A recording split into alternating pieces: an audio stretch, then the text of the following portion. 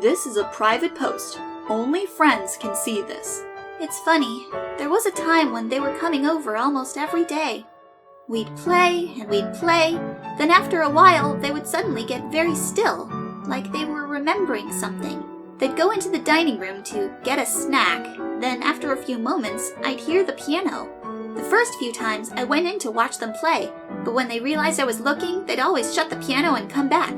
So over time, I just started staying on the couch in the living room. I'd lie there, listening to them play, sometimes for hours, sometimes even until I fell asleep.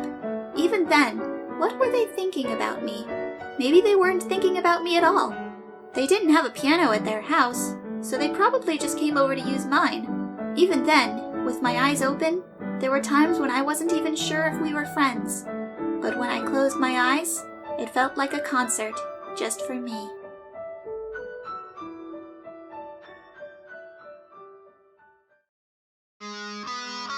This is a private post. Only friends can see this. So, that new girl I keep talking about? She really, really, really hates Chris. And you know what's weird? Literally only Chris seems oblivious to this. Or, no, are they oblivious? They're literally getting bullied. Do they just not care? Then again, who knows what Chris is thinking? I just don't get why they don't tell their mom. Or better, switch seats with me, like I keep saying. Lol. I guess they just don't want to be at the front of the class. But she doesn't ever bully me, even when there'd be a huge opportunity to. So, come on, switch seats. Everyone would be safer that way. Heh. Like, you're not going to believe what happened today. Lol. After the bell rang, as usual, everyone rushed to see who could get out of class first. I stayed behind a bit to help Alphys put away some books and look for some mysteriously missing supplies. Meanwhile, Chris was still asleep, face down on a totally blank notebook page, and for some reason, Susie hadn't left either. She was just sitting there, staring at Chris's head. Sniffing it? Wonder if she'd like scented candles. Eventually, I started to leave too. I even almost said bye this time, but I was a bit worried about Chris, so I stayed outside the classroom to, watch? I had to stay totally out of sight, holiday family ninja style, since Susie didn't seem like she was going to do anything until she made sure I was gone. After a while, Susie got up, knocking her chair over. She jumped into Miss Alphys' seat and put her shoes up on the desk, getting dirt everywhere. I just know I'm going to have to clean that. She grabbed the apple Birdley had given Alphys a few days ago. You know, one of the ones she has literally never eaten. Held it up and started talking. Hey, idiot. Chris didn't look up.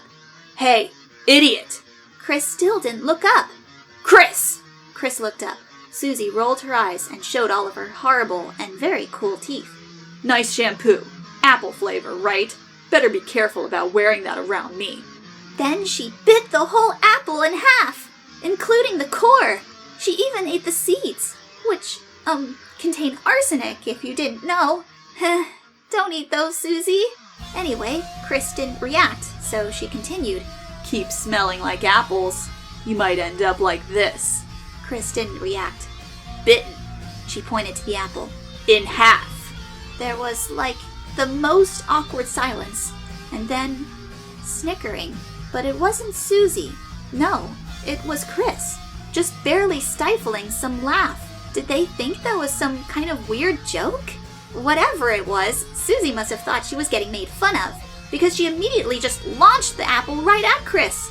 But Chris, with their gamer reaction speed, held up their notebook like a shield and blocked it diagonally, bouncing it into the air, and actually caught the apple. Then took a bite out of it. Gosh, though, did that make Susie mad? You little... She ran over and grabbed Chris by the hair, staring into their face, really close. I froze. I knew that if I didn't do anything, Chris would get hurt, or worse.